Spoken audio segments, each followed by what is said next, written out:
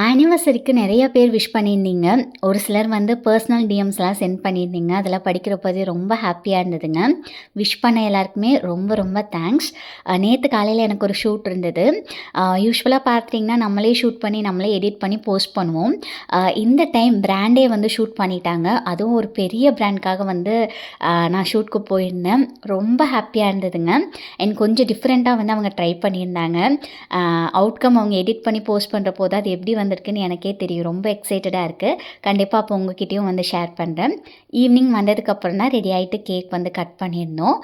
இன்றைக்கி நான் வியர் பண்ணியிருக்கிற இந்த சாரீ நஃப்யா பொட்டிக் ஒன் அப்படிங்கிற இன்ஸ்டா பேஜ்லேருந்து சென்ட் பண்ணியிருந்தாங்க. அவ்வளோ அழகாக இருந்ததுங்க. நல்லா எடுத்து காமிச்சிது. இவங்களோட பேஜ் டீட்டெயில்ஸ், வாட்ஸ்அப் நம்பர்லாம் கொடுத்துருக்கேன். தேவைப்பட்டால் கண்டிப்பாக செக் பண்ணி பாருங்கள். நிறையா கலெக்ஷன்ஸ் வச்சுருக்காங்க.